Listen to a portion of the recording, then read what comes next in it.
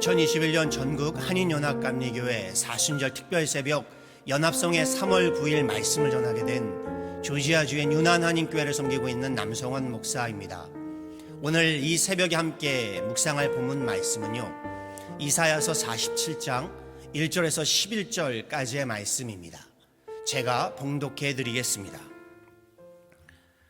처녀딸 바벨론이여 내려와서 티끌에 앉으라. 딸 갈대하여 보좌가 없어졌으니 땅에 앉으라. 내가 다시는 곱고 아리답다 일컬음을 받지 못할 것임이라. 맷돌을 가지고 가루를 갈고 너울을 벗으며 치마를 걷어 다리를 드러내고 강을 건너라. 내 속살이 드러나고 내 부끄러운 것이 보일 것이라. 내가 보복하되 사람을 아끼지 아니하리라. 우리의 구원자는 그의 이름이 만군의 여호와 이스라엘의 거룩한 이시니라. 딸 갈대하여 잠잠히 앉으라. 흑암으로 들어가라.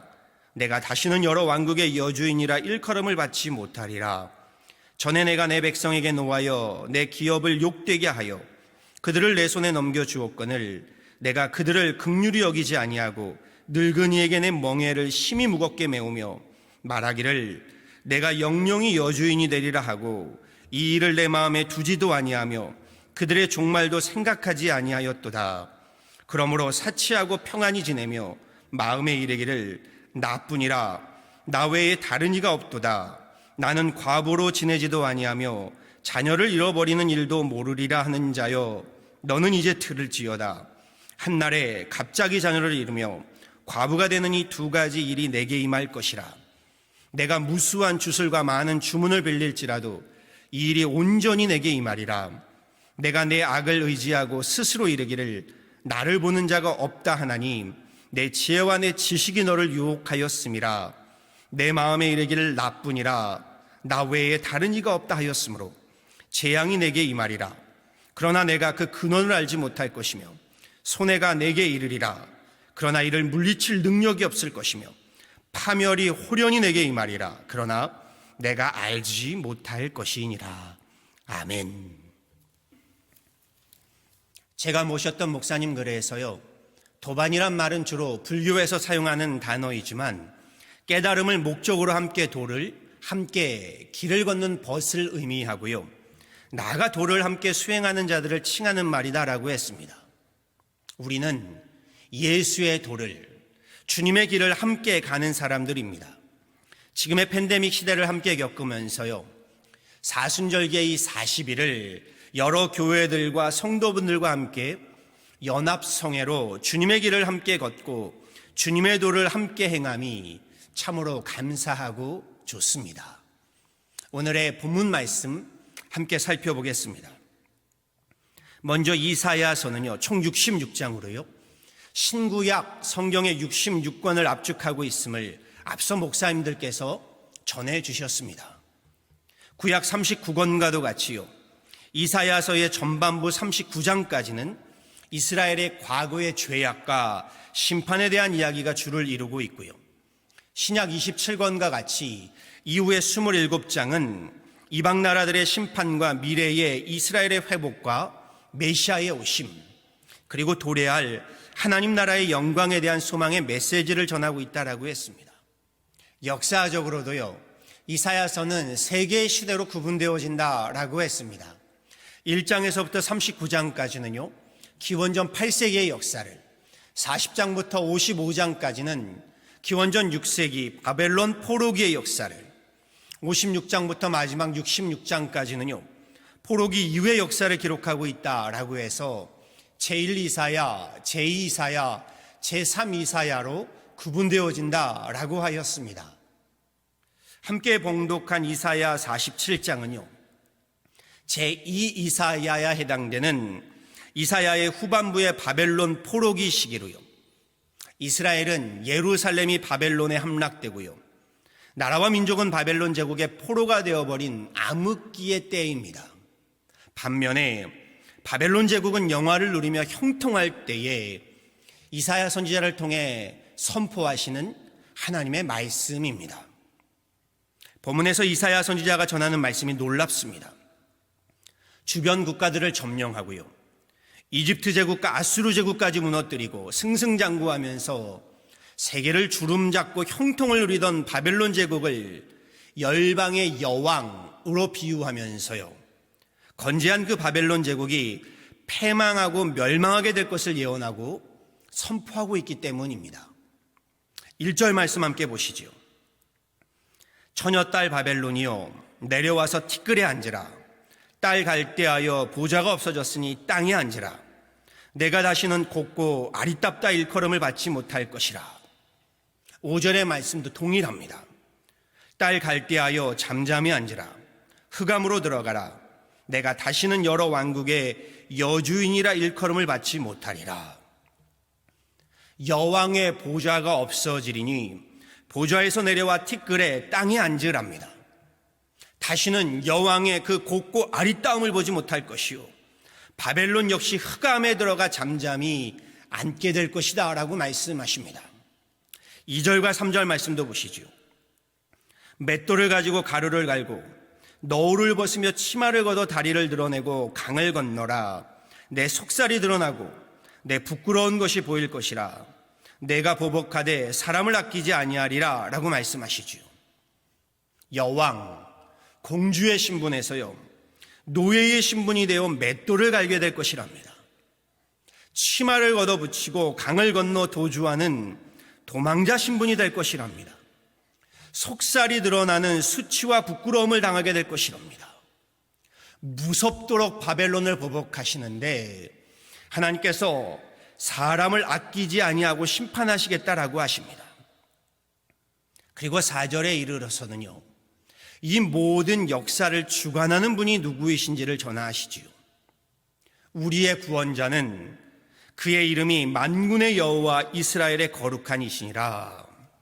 역사는요 바벨론이 붙잡고 자랑하며 의지하고 있는 제국의 힘, 세상의 힘에 의해 돌아가는 것이 아니라 하나님의 주권하에, 하나님의 섭리하에 있음을 선포하는 이사야 선지자입니다. 바벨론 식민지 신분으로요 제국을 향해 핍박과 박해는 물론 죽음까지도 감수하면서 하나님의 심판의 메시지를 전하는 이사야 선지자의 담대한 믿음이요 그의 신앙이 큰 도전이 됩니다. 그렇다면 바벨론의 문제가 무엇인가요? 왜 하나님이 바벨론을 심판하시고 진노하시는 것인가요? 단지 이방 민족이기 때문이 아닙니다. 하나님은요 바벨론의 죄악들을 본문에서 말씀하시지요. 먼저 6절에요 하나님께서 이스라엘의 죄악을 심판하시고자 이방 민족인 바벨론을 들어 사용하셨다, 역사하셨다라고 전하시지요. 그런데 세상에 힘을 좀 갖게 되자 바벨론이 사람을 긍휼히 여기지 않으면서요 심히 무거운 멍에를 메우고 압제하며 학대하였다라고 말씀하십니다. 긍휼함, 곧 사람에 대한 인애의 문제를 말씀하고 계신 겁니다. 여기에 7절과 8절에요 바벨론이 영영이 여주인이 되리라 하면서요 나뿐이라 나 외에 다른 이가 없도다 라고 하였답니다. 하나님 앞에 교만함, 오만함의 문제입니다. 교만도 오만도 이러한 교만과 오만이 없지요. 나뿐이라 나 외에 다른 이가 없도다. 바벨론의 이 교만과 거만은요 이 죄악은요 10절에서도 다시 한번 볼 수가 있습니다. 재앙이 심판이 임할 것이라 하십니다. 하늘의 재앙, 하나님의 심판이 임할 것이니 9절에서요 무수한 주술과 주문을 빌릴지라도 소용없고요 10절에서는 내 지혜와 내 지식으로도 소용없고요 11절에서는요 재앙을 물리칠 능력이 없을 것이며 바벨론이 알지 못하도록 호련히 갑작스레 심판이 임할 것이다 라고 말씀하십니다. 무수한 주술과 주문, 무엇을 말씀하시나요? 저들이 하나님을 경시하고 무시하며 종교적 우상의 능력을 이야기하지요. 그 무용지물이 될 것이다 라고 말씀하십니다. 바벨론이 지혜와 지식을 자랑하나 하늘의 심판이 임함도 알지 못하는 어리석음이 될 것이다 라고 말씀하십니다. 하나님의 진노 앞에 재물과 군사의 제국의 힘, 세상의 힘이 무용지물이 될 것을 말씀하고 계십니다. 우리 건강의 힘을요, 체력이라고 말하지요. 지혜의 힘을 지력, 지식의 힘을 학력, 돈의 힘은 재력, 정치의 힘은 권력, 나라의 힘은 국력, 이러한 힘들을 실력 또는 능력 이렇게 말합니다. 여기에 해당되는 공통적인 개념이요, 힘의 논리이지요. 믿음도 이 힘의 논리를 적용해서요, 우리 영적인 능력을 영력이라고 말하곤 합니다. 한자성어로요, 재력과 권력, 권위와 권세를 갖추고 호화로운 영화를 누리는 것을 부귀영화라고 말합니다. 바벨론 제국이 누리던 부귀영화의 형통함이요, 죄는 아닙니다. 바벨론 제국이 누리던 그 제국의 힘, 세상의 힘이요, 악은 아닙니다. 문제는 부귀영화의 세상 힘을 좀 갖게 되고요, 형통하게 되면서 교만하고 오만해지는 죄악의 문제인 겁니다. 하나님께서 바벨론에게 허락하신 부귀영화의 형통함으로요, 하나님을 경외하고 사람을 사랑하라 라고 하셨더니 그 형통함으로 도리어 하나님 자리에 앉아서요, 나 외에는 다른 이가 없도다 하며 사람을 압제하고요, 학대하며 부패한 저들의 교만함, 오만함이 문제인 겁니다. 잠언은요, 하나님을 경외함이 지혜의 근본이라고 전합니다. 여호와를 경외함이 지식의 근본이라고 전합니다. 그런데 되레 그 지식과 지혜로요, 하나님 부인하고 부정하는 저들의 거만함의 문제인 겁니다. 신앙도 동일합니다. 성경의 인물들 가운데는요, 처음에는 겸손하게 하나님의 부르심에 순종하다가 승승장구하게 되면서요, 힘을요, 곧 영력을 갖게 되고 권세를 좀 갖게 되면서요, 교만함과 오만함에 빠져 도리어 하나님 심판에 이르게 된 인생들이 제법 많이 등장합니다. 저들의 탁월함, 저들의 형통함이 도리어 교만과 오만을 불러오게 된 것이지요. 바벨론도 제국의 힘을 좀 갖게 되니요, 하나님을 경외할 줄 몰랐던 겁니다. 하나님을 경외할 줄 모르게 되니요, 사람 귀한 줄도 모르게 되었습니다. 그런데 이것은 바벨론만의 문제는 아닐 겁니다. 바벨론에 앞서서요, 이스라엘도 가나안 땅에 이르러 형통함을 누리다가요, 그 형통함으로 교만해지면서요, 하나님 심판에 이르게 되었던 것이지요. 역사를 잊은 민족에게 미래는 없다라는 말을 하지요. 교만함, 오만함으로 무너진 저들의 역사를 보면서요, 오늘날 우리의 모습을 돌아보게 됩니다. 내 마음대로, 내 뜻대로 좌지우지할 수 있는 힘을 갖지 못해서 그리하지 못할 뿐이죠. 사람은요, 힘을 갖게 되면 그 힘을 휘두르고 싶어하는 교만함과 오만함의 부패한 심성을요, 누구나 가지고 있음을 성경은 말하고 있고 역사는 우리에게 보여주고 있습니다. 교만은 멸망의 선봉이요, 겸손은 존귀의 앞잡이이니라. 잠언 18장 12절의 말씀 그대로입니다. 인간이 만물의 영장으로요, 세상을 쥐락펴락하는 듯 하지만요, 하나님 한 번 불어웃으시면요, 한갓 티끌과 같은 존재임을요, 세상의 힘으로 바벨탑을 쌓다가도요, 하나님께서 한번 흩으시면요, 바람에 나는 겨와 같음을 말씀을 통해 보고 듣고 깨닫게 됩니다. 인간이 아무리 유능하다고 해도요, 하나님의 전능하심 앞에 겸손해야 합니다. 겸손이란 인간의 한계를 인식하고 하나님을 하나님으로 인정하는 데서 비롯되는 것인 줄 압니다. 역사의 주관자이시고 생명의 구주로 인정하고 영접하는 것입니다. 사람의 유능과요, 하나님의 전능을 바로 구분하는 것이지요. 하나님의 능하신 손 아래 겸손하라. 베드로 사도의 말씀입니다.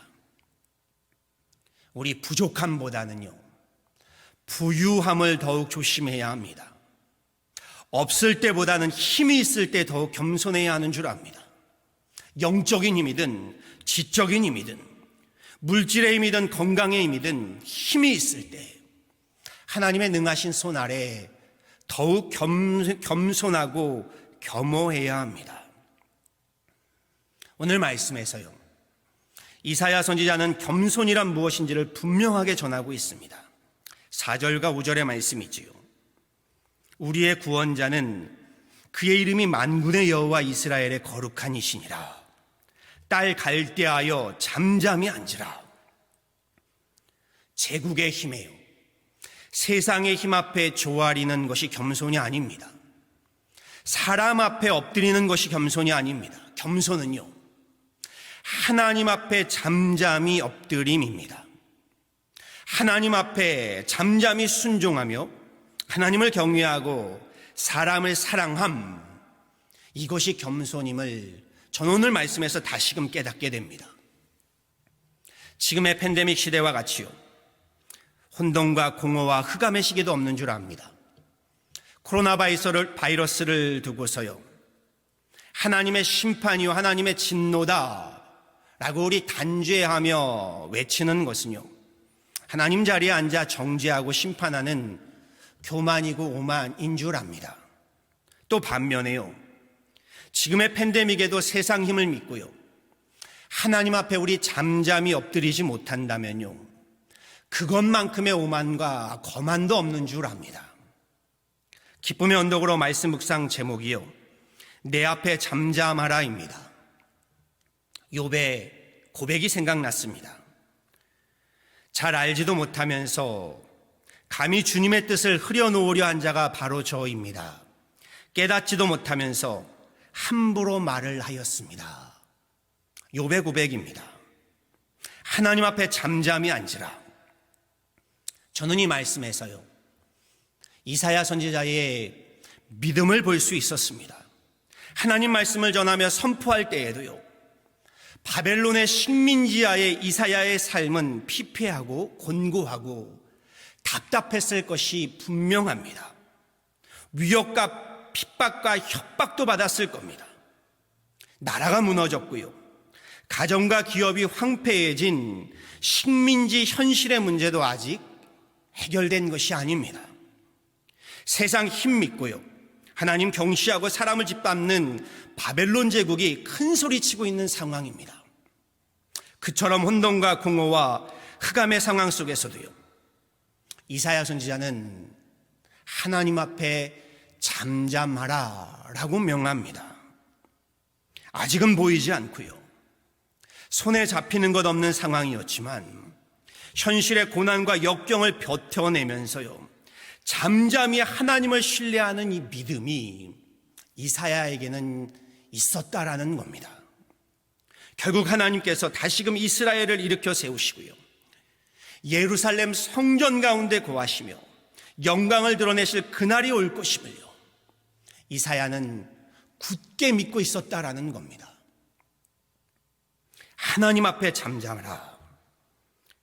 이사야 선지자의 믿음에서요, 팬데믹 시대를 살아가는 오늘 우리에게 이러한 믿음이요, 이러한 겸손이요, 절실함을 깨닫습니다. 지금의 혼돈과 공허와 흑암이 아직은 언제 끝날지 모르는 앞이 보이지 않는 팬데믹 상황이지만요, 잠잠히 하나님을 바라고 신뢰하는 것, 지금의 사순절기에 우리에게 절실한 믿음의 겸손함인 줄 압니다. 우리의 구원자는 만군의 여호와 거룩한 이시니라. 하나님 앞에 잠잠하라.